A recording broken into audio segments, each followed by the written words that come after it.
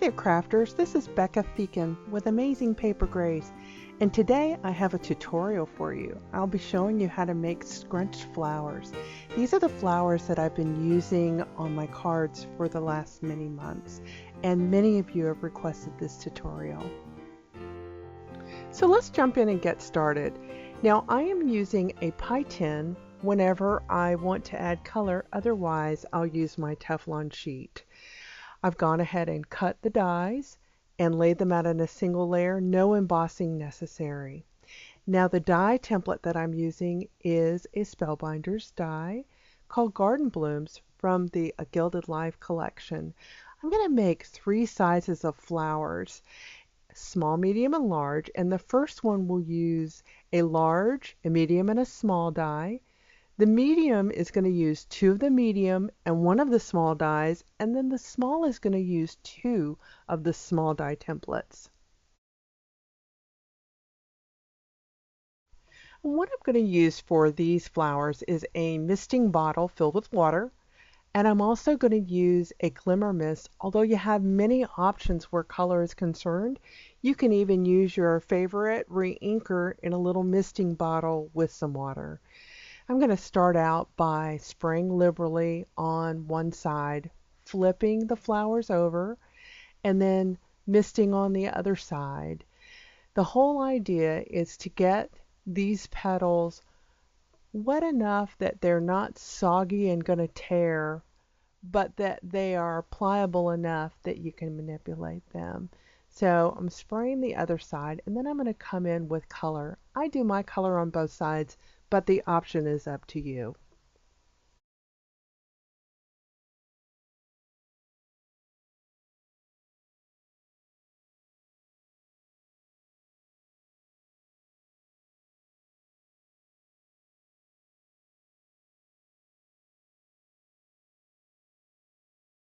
Well, it looks like my petals are ready. So now I'm going to pick something round from my stash like a distress marker or the handle of a brush.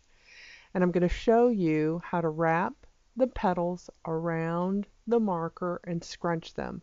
And you do that holding the petal in the center of the flower and on the edge of the petal and using 2 fingers to scrunch in the middle. Now the paper is pliable enough that it should wrinkle easily at this point. And so you will do this to each of the petals on the flower. You'll notice that it gives a curl on the edge. And you want to leave that intact, so just scrunch each petal and then you're going to lay them aside. And so I'm going to go ahead and I'm going to do that to all of the flowers in my tin, and I'll meet you back in a second. All right, I'm back, and I've curled the edges of all of the petals that I had.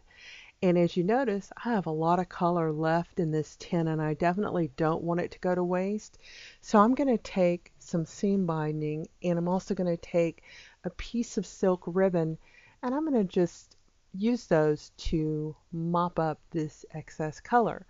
Now, to get the color moving through both of those very easily, I'm going to go ahead and spray them with water, and then I can mop them around, and I'm going to do the same thing with the silk.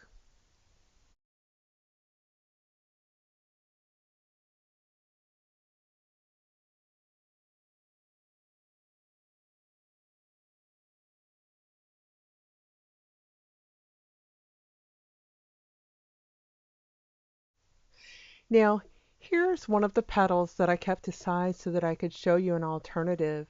This is a quick way to do flowers if you don't want to spritz with a color, and so I'm going to use Distress ink, and I just take a dauber and just go in the center. It really doesn't matter how heavy you do it because it's going to wick throughout the flower, and it's really very, very forgiving. So I also take and do this on the edges as well. And so if you're happy with the color of your paper and you don't need to add or try to achieve a certain color, this is a great method. And so I'll just show you this quickly, and then I'm going to go ahead and dry all my petals.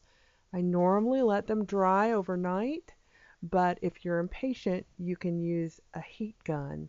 So with these just about done, I'll see you on the other side of getting them dry. Looks like we're all dry now, including the custom ribbon that I dyed. So I'm going to talk to you a little bit about how I put these together. Now sometimes I will go in and I'll relax that scrunching a little bit. Sometimes it's done a little bit too much for the card that I want. Sometimes it's not enough. It's really a personal preference. So a lot of times I will go in and I'll pull apart the scrunching a little bit. I might curl it a little bit more with the handle on my brush. Really, again, it's a personal preference. And so I'm making 3 flowers here. The first is going to use a large, a medium, and a small die template. The second is going to use 2 medium die templates and a small, and then the third is going to use 2 small. Now when I get to the center of the flower, sometimes I want the center of the flower to cover things up. So what I'll do is I'll just take my scissors and I'll snip the inside of the flower and I'll glue it in the center so that there's not too much of a gap left in the center. So I'm going to fast forward through the remainder of this so that you can just see these 3 flowers come together.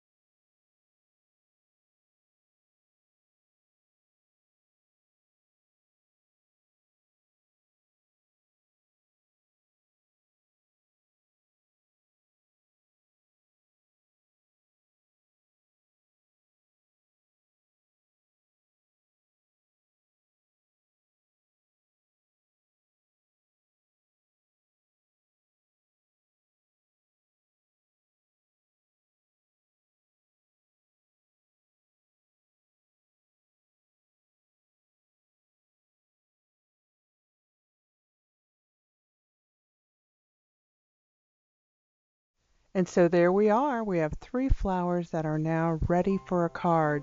So I hope you enjoyed my video, and I hope you'll consider subscribing to my YouTube channel. If you'd like to see more of the same, please give it a thumbs up, and I'll see you next time.